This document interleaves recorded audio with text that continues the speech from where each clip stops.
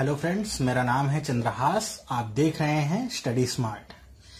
चलिए शुरू करते हैं आज की क्लास।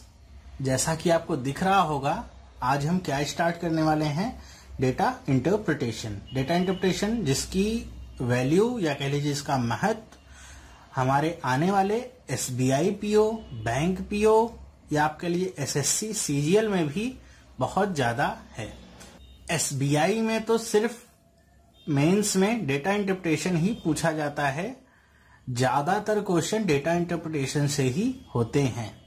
ठीक है, तो हम यहाँ पे स्टार्ट करते हैं डेटा इंटरप्रिटेशन। आपने बहुत सारे मेथड्स सीखे होंगे डेटा इंटरप्रिटेशन के, लेकिन हम यहाँ पे क्या सीखेंगे, सबसे स्मार्ट तरीका डेटा इंटरप्रिटेशन को सॉल्व करने का।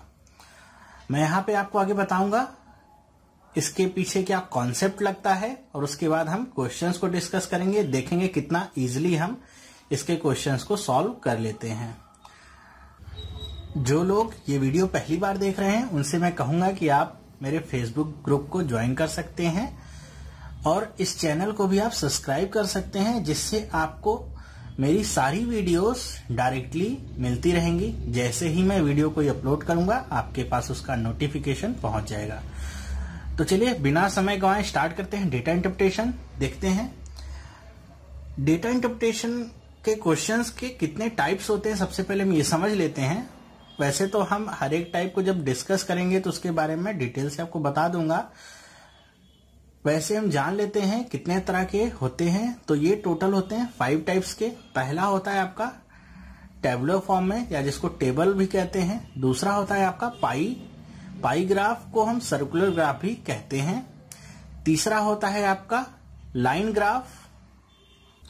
चौथा होता है आप बार ग्राफ, और पांचवा होता है आपका मिक्स्ड ग्राफ। ओके, तो इन सब चीजों को समझने से पहले हम क्या समझेंगे, डेटा इंटरप्रिटेशन को सॉल्व करने के हम कौन कौन से कॉन्सेप्ट यूज करने वाले हैं। सबसे पहले हम उनको समझ लेंगे, फिर इन चीजों पे हम आगे बढ़ेंगे। डेटा इंटरप्रिटेशन में मेनली हम 3 तरह के प्रॉब्लम्स को देखते हैं। वो 3 प्रॉब्लम्स क्या होती हैं। पहला तो होता है आपका एवरेज से एक क्वेश्चन पक्का है आना। दूसरा है आपका रेशियो से। तीसरा है आपका परसेंटेज के कॉन्सेप्ट से। ओके, तो हम इन तीनों को देख लेते हैं, फिर हम आगे डिस्कस करेंगे क्वेश्चंस को।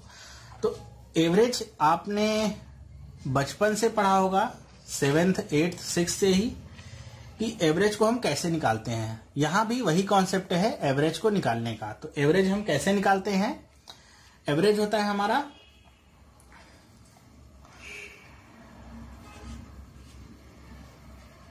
सम of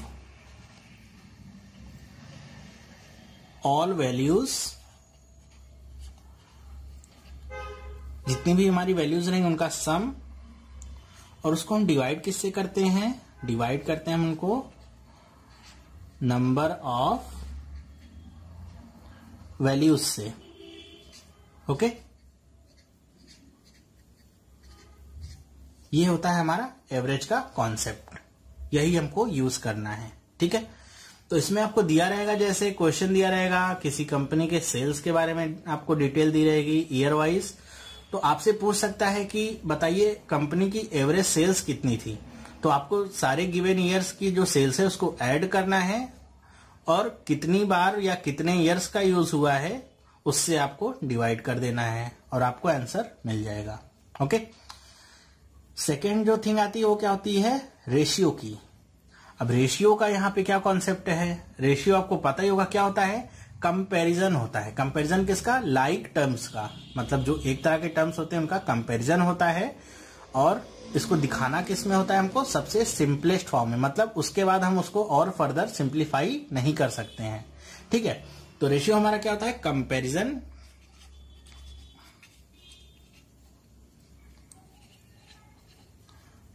comparison of like terms. Okay,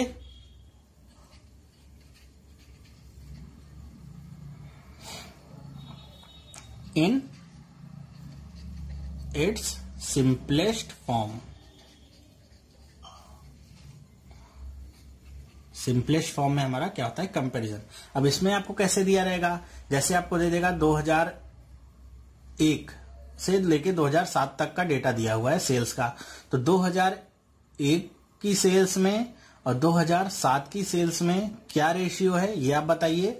तो आप सीधे वहां पे पुट कर देंगे 2007 की वैल्यू, 2001 की वैल्यू और रेशियो आपको मिल जाएगा। ठीक है, क्वेश्चंस करेंगे तो हम इसको डिटेल में देखेंगे कैसे सॉल्व करना है। यहां पे मैं आपको सिर्फ कॉन्सेप्ट बता रहा हूं।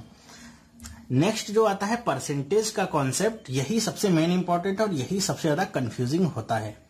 खासतौर पे जो नए एस्पिरेंट्स हैं जिन्होंने अभी तैयारी करना शुरू किया है, जो पहली बार डेटा इंटरप्रिटेशन को पढ़ रहे हैं, उनके लिए भी काफी ये कंफ्यूजिंग होता है और जो पहले से पढ़े हुए हैं उनके लिए भी ये कंफ्यूजिंग होता है परसेंटेज का कॉन्सेप्ट। ओके, तो यहाँ पे हम 3 कॉन्सेप्ट के बारे में चर्चा करेंगे और तीनों को जान लेंगे कि क्वेश्चंस अगर इस तरह से आएंगे तो उनको कैसे हमको सॉल्व करना है। ठीक है, चलिए देखते हैं। पहला क्या बता रहा है कि x is what percent of y, कि x क्या है, y का कितना परसेंट है। इस तरह का जब भी क्वेश्चन आएगा तो आपको इसको सॉल्व कैसे करना है, उसके लिए आप फॉर्मूला लिख लीजिए। क्या होगा, x बाई वाई इंटू 100। ठीक है, जब भी ऐसे पूछेगा कि x is what percent of y, अब यहां पे x और y की जगह पे कुछ भी इंटरचेंज हो सकता है। आपसे पूछ सकता है कि 2006 की जो सेल्स थी वो 2001 की सेल्स का कितने परसेंट थी। ओके, तो 2006 की सेल 2001 की सेल का कितने परसेंट थी, तो कैसे निकालेंगे आप। तो आपको पता है x is what percent of y कैसे निकालते हैं, पहले x लिखते हैं फिर नीचे y इंटू 100। ओके, तो ऐसे ही आप यहां पर भी लिखेंगे 2006 की सेल्स ऊपर 2001 की सेल्स नीचे इंटू 100 कर देंगे और आपका आंसर आ जाएगा। ओके, अभी क्वेश्चंस करेंगे तो देखेंगे हम। ध्यान रखिएगा यहाँ पे बीच वाला जो टर्म है ये तो लगभग फिक्स ही होता है, बस x और y ही बदल जाने हैं आपके। ओके, नेक्स्ट है क्या कि x is what percent more और लेस देन y। ओके, जब भी हमारे परसेंटेज ज्यादा या कम होने की बात होगी, किसकी, x y से कितना परसेंट अधिक है या x y का कितना परसेंट कम है, ऐसी बात होगी तो हम इसको कैसे सॉल्व करेंगे। इसको सॉल्व करने के लिए हम क्या निकालेंगे, x माइनस वाई। अब यहां पे एक ध्यान देने वाली बात क्या है, यहां पे हम डिफरेंस नहीं निकाल रहे। ठीक है, ध्यान रखिए माइनस और डिफरेंस दोनों में अंतर होता है।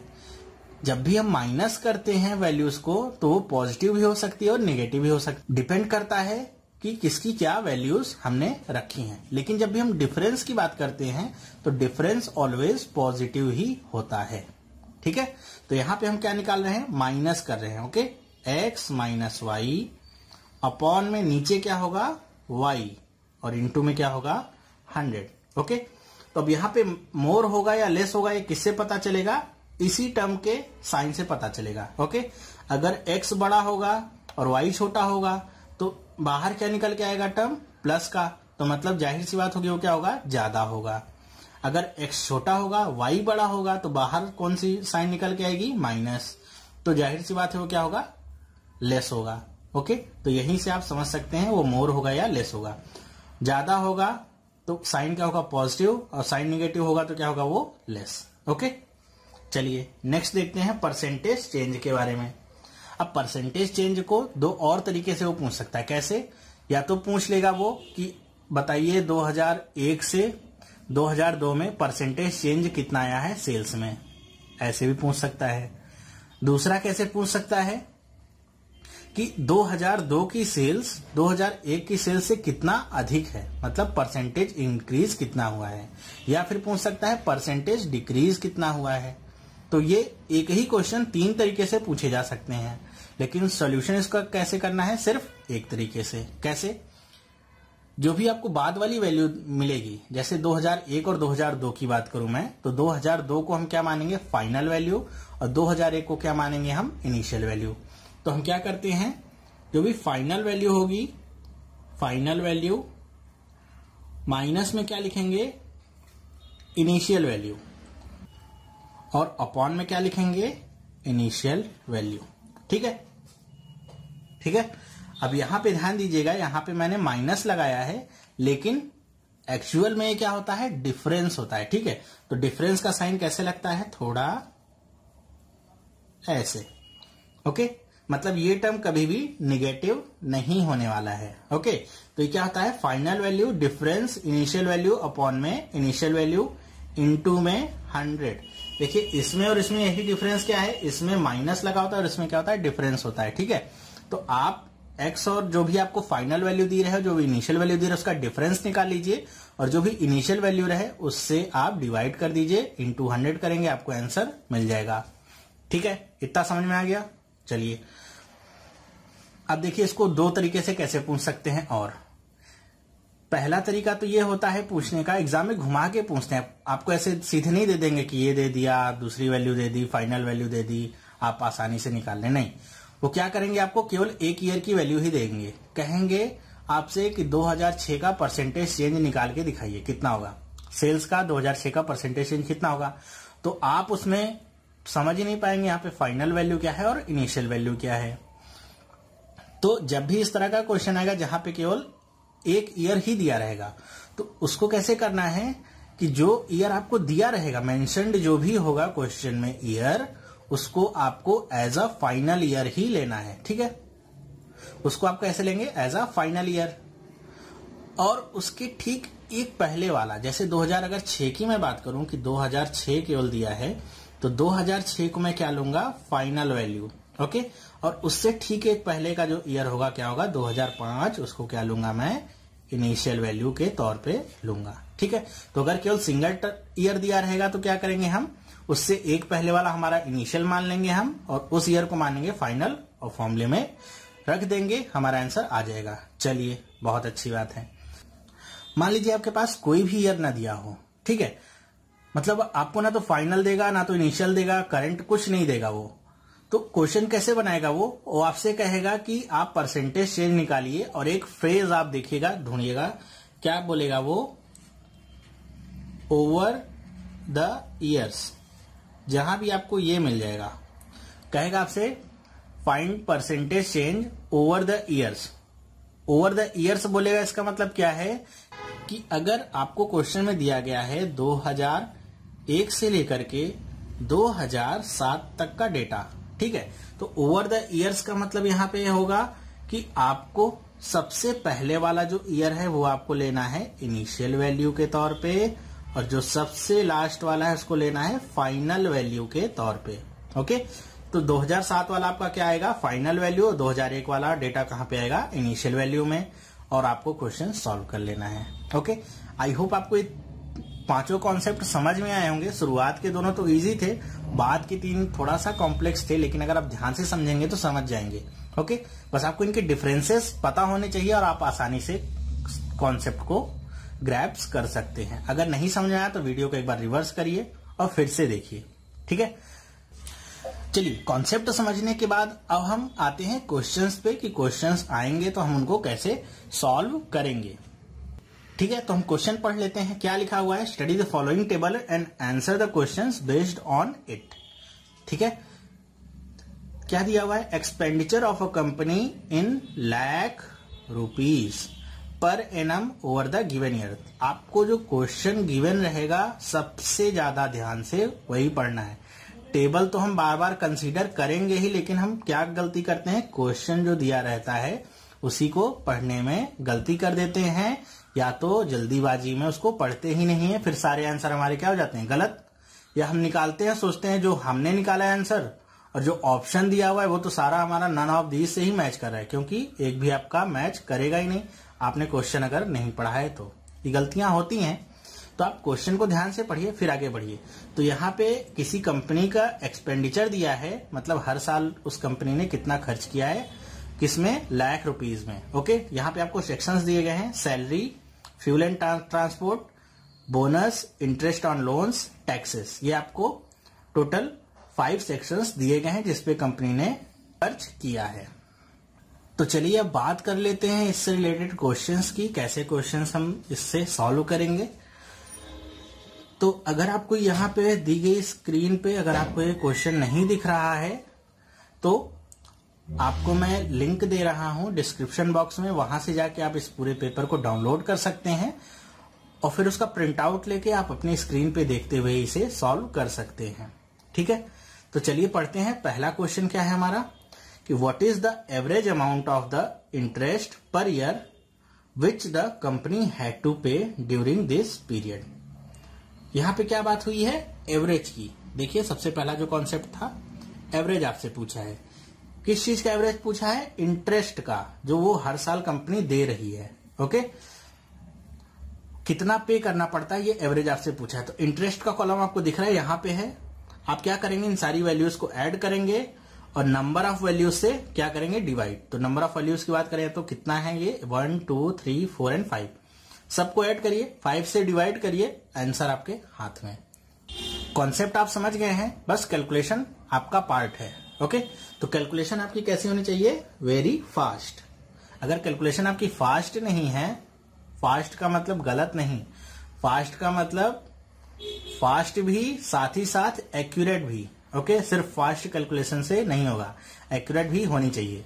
ओके, अगर आपको नहीं पता है कि हम फास्ट कैलकुलेशन कैसे कर सकते हैं वो भी एक्यूरेटली, तो उसके लिए मैं एक अलग वीडियो बनाऊंगा, उसकी अलग एक सीरीज बना दूंगा स्पीड मैथ की, जिसको देख के आप आसानी से कैलकुलेशंस को अपने इम्प्रूव कर सकते हैं। तो यहाँ पे हमको ऐड करना होगा, तो आपको पता होगा यहाँ तो पेपर दिया हुआ है, लेकिन आपके एग्जाम में क्या होगा, कंप्यूटर की स्क्रीन, और जिसमें बहुत छोटा छोटा ये लिखा होगा। तो अगर आप इन सब को यहाँ पेपर में फिर से लिखने की कोशिश करेंगे या एग्जाम में ऐसे लिखेंगे तो बहुत सारा टाइम आप वेस्ट करेंगे अपना। वो सारा टाइम आप अपने दूसरे क्वेश्चंस को करने में लगा सकते हैं जो यहाँ पे आप वेस्ट करेंगे। तो मैं क्या सजेस्ट करूंगा आपको कि आप एक पेन लीजिएगा, कंप्यूटर के स्क्रीन पे रखिएगा उसको और डायरेक्ट उसको ऐड करिएगा। केवल आंसर आपको पेपर पे लिखना है। पेपर पे आप जितना कम से काम करेंगे, अपने दिमाग में जितना ज्यादा से ज्यादा कैलकुलेशन करेंगे, आपका समय उतना ही ज्यादा बचेगा। ठीक है, तो कैसे ऐड करेंगे इसको, ऐड करने के बहुत सारे मेथड होते हैं। हम सिंपल मेथड ट्राई करते हैं जो हम हमेशा से पढ़ते हुए आए हैं। तो ऐड कैसे करते हैं हम, 4 + 5 9, 9 + 6 15, 15 + 4 19, 19 + 4 कितना होगा, 23। तो 3 हम यहां पे लिख लेते हैं। ओके, कैरी कितना हुआ, 2। तो 2 ऐड करके यहां से ऐड करते हैं, 2 + 3 5, 5 + 2 7 + 1 8 6 14, 14 and 9 अगेन 23। फिर से हम यहां पे क्या लिख लेते हैं, 3, 2 अगेन कैरी, 2 + 2 4 + 3 7, 7 + 4 11 + 3 14, 14 + 4 कितना होगा, 18। ओके, तो 18 यहां पे हमने लिखा। ओके, हम क्या निकाल रहे हैं, एवरेज। आपके समझने के लिए मैं लिख देता हूं हम क्या निकाल रहे हैं, एवरेज। अब यहाँ पे डेसिमल पॉइंट कितने के बाद है, 1 डिजिट के बाद है, तो हम यहाँ पे लगा देते हैं डेसिमल। अब डिवाइड किससे करना है, नंबर ऑफ वैल्यूज से, 1 2 3 4 एंड 5 से हम डिवाइड कर देते हैं। अब सिंपली इसको आपको काट लेना है। आपको पता है कि आपको इसको डिवाइड कैसे करना है या काटना कैसे है, बस उसी से आपको इसको सॉल्व कर लेना है। ठीक है, अगर आप देखिए तो इसको हम 5 से 3 टाइम्स काट सकते हैं, 15 आएगा, 15 का 3 इधर जाएगा, 6 टाइम्स जाएगा, कितना हुआ 30, फिर इधर 3 आएगा, फिर से ये 6 टाइम्स जाएगा, फिर से 3 आएगा, फिर से 6, अब ये रिपीट होता रहेगा। तो हम क्या करेंगे, इधर से 36 के बाद हम पॉइंट लगा देते हैं, यहाँ पे 36 के बाद पॉइंट लगेगा, तो कितनी आएगी वैल्यू हमारी, 36.66। देखते हैं आंसर में कहीं मैच होता है ये। तो देखिए फोर्थ वाला ऑप्शन हमारा क्या हो रहा है, एकदम ट्रू हो रहा है, 36.66 lakhs। कई बार यहाँ पे 36.66 थाउजेंड लिखा होता है और दूसरा ऑप्शन हमारा होता है 36.66 lakhs। अगर हमने क्वेश्चन को ध्यान से नहीं पढ़ा था, मैंने अंडरलाइन किया था कि ये सब किस में है, लाख रुपीज में है, तो जल्दीबाजी में अगर हमारी नजर नीचे पड़ी, 36.66 ही पढ़ा, वही टिक किया, आगे बढ़ गए, माइनस में चले गए। ओके, क्योंकि नेगेटिव मार्किंग होती है। क्वेश्चन गलत किया तो नंबर मिलने की बजाय क्या होंगे, माइनस हो जाएंगे। तो इसमें कौन सा ऑप्शन सही है, डी वाला। ओके, आई होप आपको समझ में आ रहा होगा। नहीं भी समझ में आए तो चिंता की बात नहीं, कमेंट करके मुझसे आप पूछ सकते हैं। मैं दोबारा जब वीडियो बनाऊंगा तो आपको एक्सप्लेन कर दूंगा। ठीक है, अब यहां पे एक आपको थोड़ी सी टिप्स मैं देता हूं, छोटी सी टिप्स।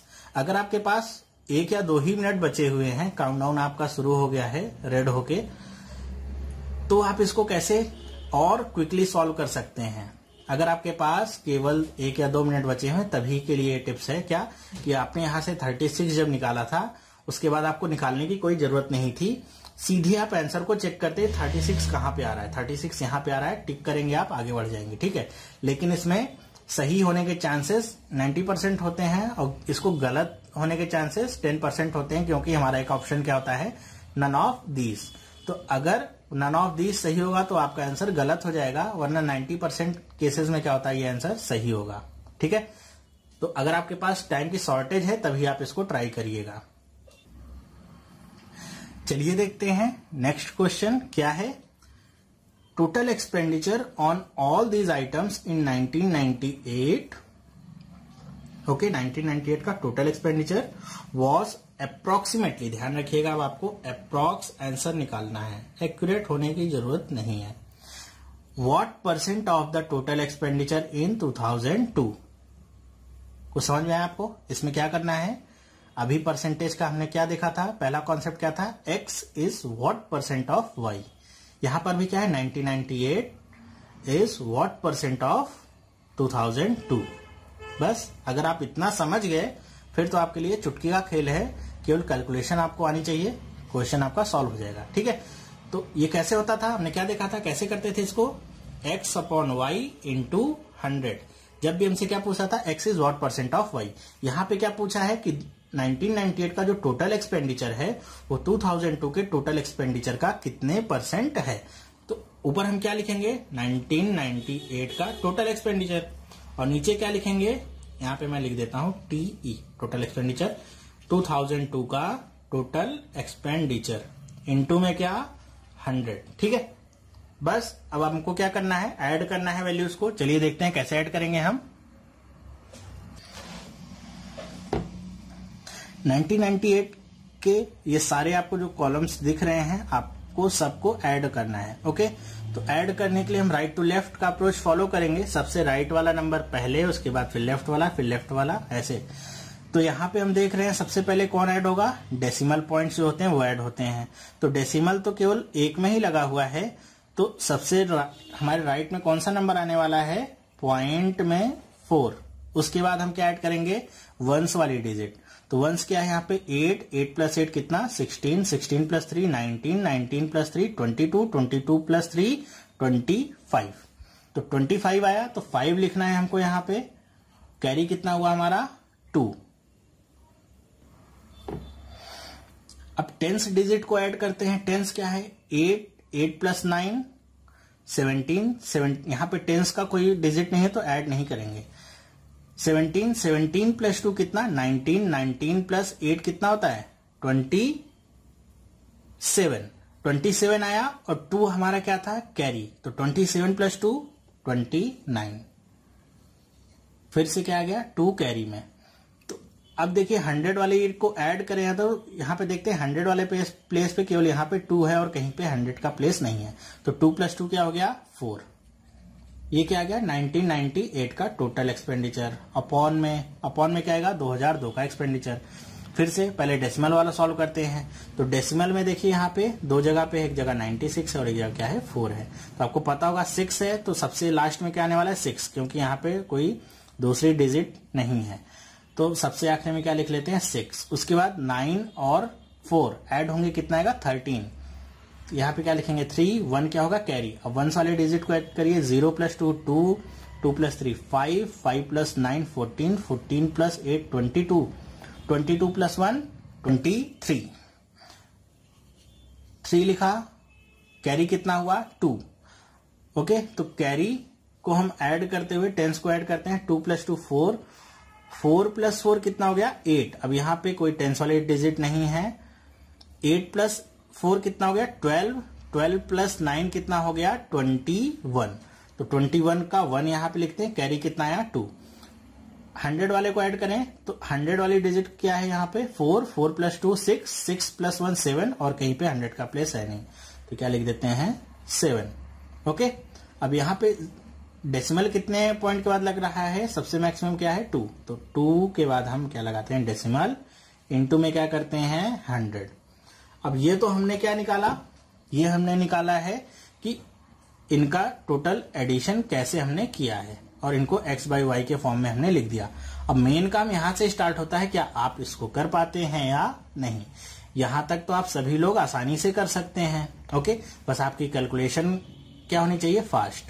यहां पे आपको थोड़ा सा बस दिमाग लगाना है। दिमाग कैसे लगाना है, अब देखिए आपको 495.4 को 713 से डिवाइड करना है। अप्रोक्सीमेशन है तो आपको इतना तो अंदाजा लग जाना चाहिए, कितना हो सकता है, लगभग ये क्या होगा 500 और इसको हम 700 मान सकते हैं। तो आपको ये पता होगा कि 7 को अगर 50 से डिवाइड करना चाहे तो सबसे पास वाली डिजिट क्या आएगी, 49। ओके, और 49 7 की टेबल में कितने बार में आता है, 7 टाइम्स में। ओके, तो इसकी वैल्यू अराउंड 70 ही घूमेगी, मतलब या तो 70 से थोड़ा कम होगी या तो 70 से थोड़ा ज्यादा होगी। तो इसके बाद आप ऑप्शंस को देखिए। ओके, ऑप्शंस को देखिए, क्या ऑप्शंस आपको मिल रहे हैं। 62 नहीं, 66 नहीं, 69 पॉसिबल है, हो सकता है। 75 अगर आप देखिए तो 75 तो बहुत ज्यादा है। हमने क्या बात की है, 70 की, 75 तो बहुत ज्यादा हो जाएगा, तो ये भी पॉसिबल नहीं। तो कौन सा हमारा अप्रोक्सीमेट में ऑप्शन सही होने वाला है, 69। ओके, क्योंकि जो हमारी वैल्यू आएगी एक्चुअल वो क्या होगी, 69 पॉइंट समथिंग एंड समथिंग। तो यहाँ पे केवल 69 अप्रोक्सीमेट वैल्यू हमको चाहिए, तो 69 हमारा क्या हो जाएगा, करेक्ट आंसर। अच्छा, एक बात आपको बताना चाहूंगा कि अगर आपको अप्रोक्सीमेशंस कैसे सॉल्व करते हैं ये नहीं आता है तो मुझे कमेंट करके बता दीजिएगा। मेरे पास उसके पूरे मेथड्स हैं कैसे अप्रोक्सीमेशंस को सॉल्व करते हैं। ध्यान में रखिए, अप्रोक्सीमेशंस को सॉल्व करने का मेथड ज्यादातर लोगों को नहीं पता होता है। ओके, तो मैं उसकी वीडियो आपको बना के दे दूंगा। चलिए देखते हैं नेक्स्ट क्वेश्चन में हमसे क्या पूछा जा रहा है और उसका आंसर हमको कैसे देना है। ओके, तो क्वेश्चन में आगे बढ़ने से पहले मैं आपको बता दूं कि जब आप वीडियो को देखें, अगर आपको वो नहीं समझ में आता है तो उसको एक बार फिर से रिवाइज करके देखें। अगर फिर भी आपको नहीं समझ में आता है तो आप मुझे कमेंट करके बता जरूर दें कि आपको ये पॉइंट समझ में नहीं आया है। या फिर अगर आपको वीडियो पसंद आता है तो ये भी कमेंट करके मुझे बता दें कि आपको वीडियो कैसा लगा, क्योंकि जब आप कमेंट करके बताते हैं तभी मुझे फीडबैक मिल पाता है कि आपको वीडियो पसंद आ रहे हैं या नहीं। और अगर पसंद आ रहे हैं तो आप मुझे जरूर बताएं, इससे मेरा भी हौसला बढ़ता है ताकि मैं आगे और वीडियोस आपके लिए डाल सकूं। ठीक है, चलिए देखते हैं नेक्स्ट क्वेश्चन। अब यहाँ पे बात किसकी होगी, देखिए पहले ही हमको मिल जाता है क्या, रेशियो की बात होगी। ओके, रेशियो का हमने देखा था केस कैसे सॉल्व करते हैं। चलो क्वेश्चन पढ़ लेते हैं। चलिए, the ratio between the total expenditure on taxes. Total expenditure किसका, टैक्सेस का। Okay, for all the years, मतलब जितने भी ईयर्स हैं सब का रेशियो आपसे टैक्सेस के साथ और किसके साथ कंपेयर करना है, and the total expenditure on the fuel and transport. Fuel and transport से आपको कंपेयर करना है फॉर ऑल द ईयर्स। कैसे निकालना है, अप्रोक्सीमेटली। ध्यान में रखिएगा, जब अप्रोक्सीमेटली आपसे बोल देगा तो आपको इतना टेंशन लेने की जरूरत नहीं है, अप्रोक्स में ही आपको आंसर देना है। ओके, तो कैसे करेंगे, सबको ऐड कर लेते हैं, इधर भी और इधर भी, फिर इनको क्या कर देंगे, डिवाइड। लेकिन ऊपर कौन होगा, टैक्स होगा, या ऊपर कौन होगा, फ्यूल एंड ट्रांसपोर्ट होगा। ये कैसे पता चलेगा, कई बार क्वेश्चन ऐसे आता है, ध्यान में रखिएगा। जैसे अगर आपका आंसर क्या है 5:7, तो एक आपको ऑप्शन 7:5 भी मिलेगा। इसी से आप समझ सकते हैं कि अगर आपने ध्यान से क्वेश्चन नहीं पढ़ा है तो आपका आंसर गलत भी हो सकता है। ठीक है, तो यहाँ पे ऊपर की तरफ कौन आएगा, ऊपर की तरफ जो सबसे पहले पूछा गया है क्या, टैक्सेस। तो ऊपर कौन आएगा, टैक्सेस। ओके, और नीचे कौन आएगा, फ्यूल एंड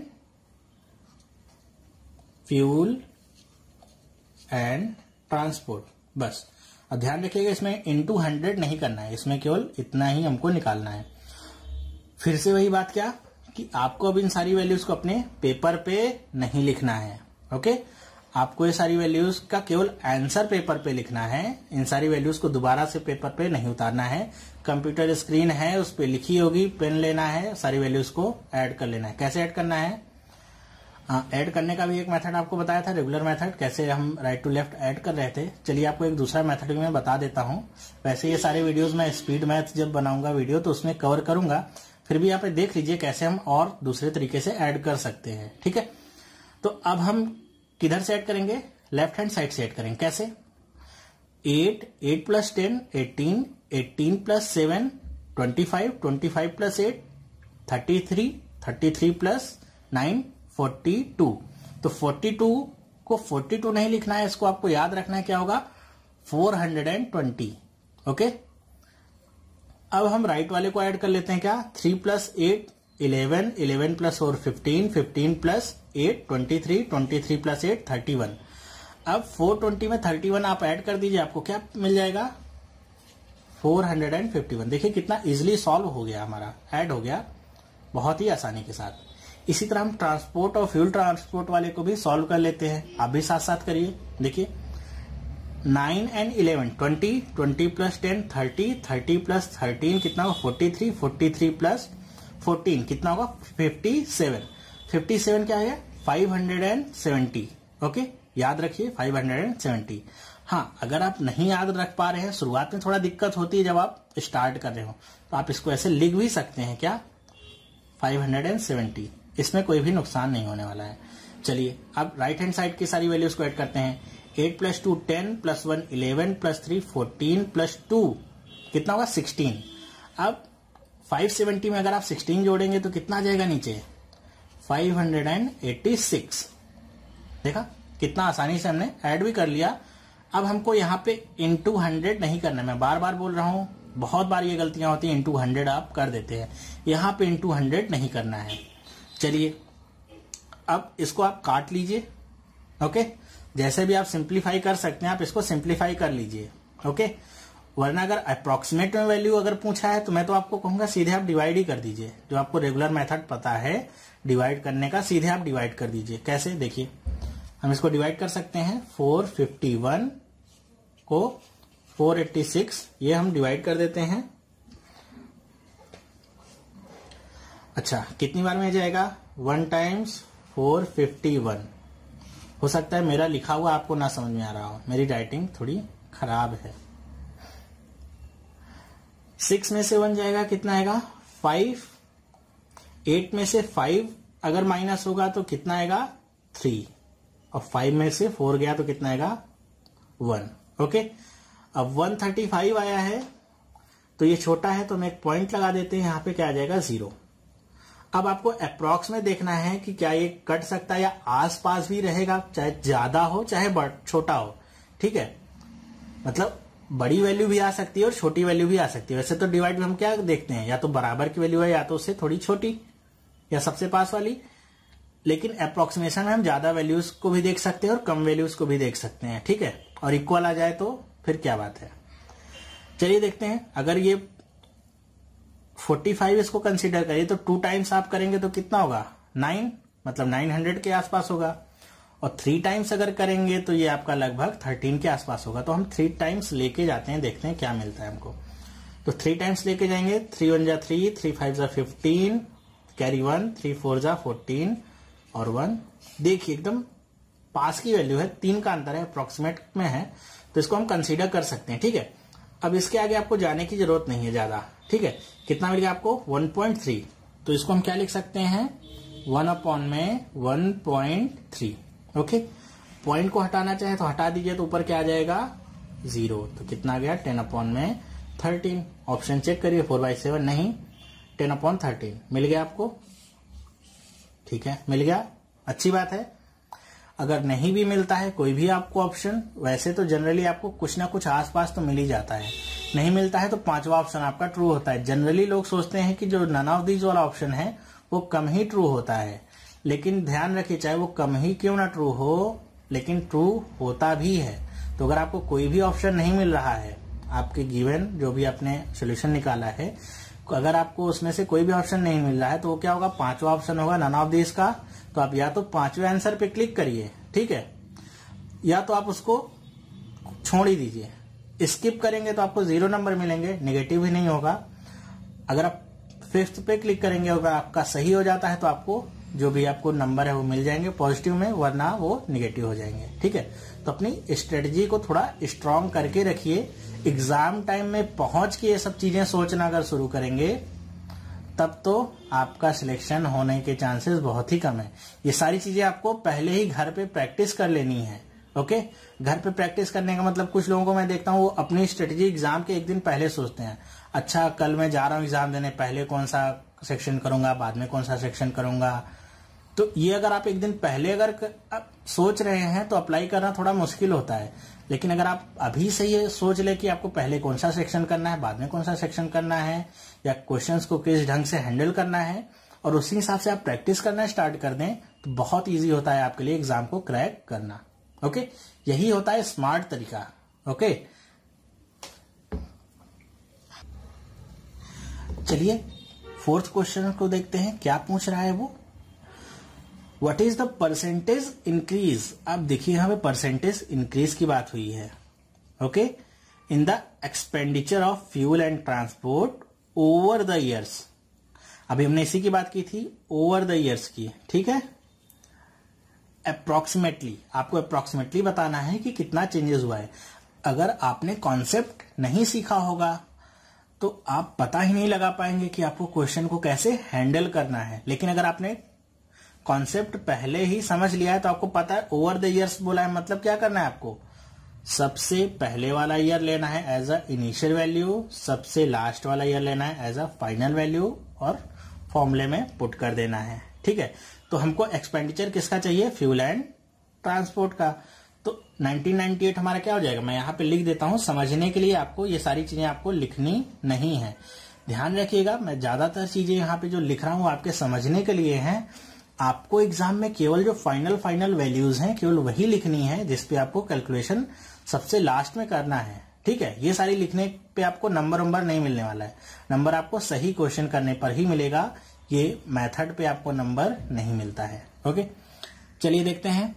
तो 1998 हमारा क्या हो जाएगा, ये होगा हमारा इनिशियल वैल्यू, और 2002 क्या होगा, फाइनल वैल्यू।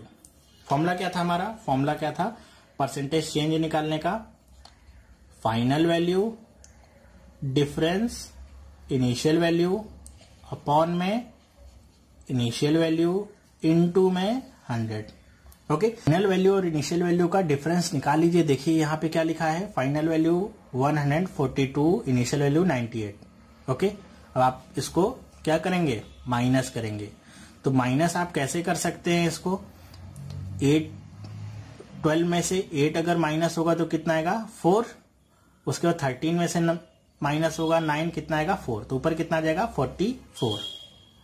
ओके, 44। और नीचे क्या आएगा, इनिशियल वैल्यू। इनिशियल वैल्यू कितनी दी हुई है, 98। तो नीचे क्या लिख लेंगे, 98। ओके, इनटू में 100 तो आपका रहेगा ही। ठीक है, चलिए अब इसको आप सिंप्लीफाई कर लीजिए। सिंप्लीफाई कैसे कर सकते हैं, देखिए 2 से कट जाएगा, 2 2 जा 4, 2 2 जा 4, और ये क्या होगा, 2 4 जा 8, और ये 9 टाइम्स कट गया। इसको आप अगर मल्टीप्लाई कर लें तो क्या हो जाएगा, 2200 अपॉन में कितना, 49। ठीक है, 2200 अपॉन में 49। अब ये अगर आपको पता चल गया तो आप यहां से ही अप्रोक्सीमेट वैल्यूज की निकाल सकते हैं। कैसे निकाल सकते हैं, आपको पता ये इसको हम 50 कंसीडर कर सकते हैं, जी हाँ कर सकते हैं। और ये तो 2200 ही है, 0 से 0 कट जाएगा 4 टाइम्स, एंड कितने बार में ये कटेगा, 5 टाइम्स में। तो लगभग ये कितने के बराबर होगा, 45% के बराबर ये होगा। ठीक है, तो परसेंटेज चेंज कितना गया, अप्रोक्सीमेट। अप्रोक्सीमेट कैसे लिखते हैं, कुछ इस तरह से, अप्रोक्सीमेट 45% के बराबर होगा। तो आपको 45 वाला ऑप्शन ढूंढना है, यहाँ पे ऑप्शन में लिखना भूल गया, और उसी को टिक कर देना है। ठीक है, तो यहां पे हमने डिस्कस किया डेटा इंटरप्रिटेशन का एक पार्ट, मतलब टेबुलर मेथड, कैसे हम उसको सॉल्व करते हैं, और कॉन्सेप्ट को जाना, किन कॉन्सेप्ट का हम यूज करते हैं। ध्यान में रखिए, जो कॉन्सेप्ट है वो सभी के सभी टाइप्स के लिए लागू होगा, ठीक है। और अगर किसी टाइप में कुछ और कॉन्सेप्ट आएगा तो वो मैं आपको उसी समय बता दूंगा, ठीक है। तो आपको ये वीडियो कैसा लगा, क्या चीजें समझ में आई और क्या समझने में आपको प्रॉब्लम हो रही है, तो मुझे कमेंट करके आप बता दीजिएगा। आपके जो लाइक्स हैं और जो आपके कमेंट्स हैं वो मुझे बहुत ज्यादा उत्साहित करते हैं अपनी नेक्स्ट वीडियो बनाने में। तो आप लाइक और कमेंट करते रहिए, वीडियो को शेयर करिए अपने फ्रेंड्स के साथ, और अगर आपने अभी तक सब्सक्राइब नहीं किया है तो आप हमारे चैनल को सब्सक्राइब कर सकते हैं। मैंने पिछली वीडियो में बताया था, इस बार भी बता देता हूं कि मेरी रोज की वीडियो से आपको 3 नंबर मिलने वाले हैं, ओके। 3 मार्क्स आपको हर एक वीडियो से लगभग मिलेंगे। तो अगर आप चाहते हैं कि आप मेरे वीडियो आपके तक पहुंचते रहें, डायरेक्टली आप नोटिफाई होते रहें, तो आप इसको सब्सक्राइब करिए। जब मैं वीडियो अपलोड करूंगा, रात में या दिन में, कभी भी आपको नोटिफिकेशन मिल जाएगा, ओके। आपको हर एक वीडियो रोज मिलेगी एक टॉपिक पे, साथ में सैटरडे और संडे को आपको मिलेगी क्या, बोनस वीडियो, ओके। और हर हफ्ते की जो करंट अफेयर की न्यूज होगी वो मैं संडे को अपलोड करूंगा आपके लिए, ताकि आप हर हफ्ते की करंट अफेयर एक बार में पढ़ सकें, ठीक है। तो चलिए मिलेंगे इसके नेक्स्ट पार्ट में। नेक्स्ट पार्ट में हम इसके दूसरे टाइप्स के बारे में बात करेंगे और क्वेश्चन का लेवल थोड़ा क्या होगा, हार्ड, ओके। ये भी सिंपल क्वेश्चंस थे, आगे नेक्स्ट क्वेश्चन का लेवल क्या होगा, थोड़ा हार्ड। आपको यहाँ पे कॉन्सेप्ट समझ लेना है। अगर कैलकुलेशन में आपको दिक्कत आ रही है या आपको लग रहा है कि आप कैलकुलेट नहीं कर पा रहे हैं, कॉन्सेप्ट तो समझ में आ गया, वैल्यूज को तो आप पुट कर ले रहे हैं, बस कैलकुलेट करने में आप थोड़ा सा झिझक रहे हैं या फिर आपको लग रहा है आप नहीं कर पा रहे हैं, तो उसके लिए टेंशन की बात नहीं है। ये डेटा इंटरप्रिटेशन जैसे ही एंड होगा उसके बाद में स्पीड मैथ की वीडियोस आपके लिए अपलोड कर दूंगा। उसके बाद आपको थोड़ा आसानी होगी, आपके पेपर्स आने वाले हैं।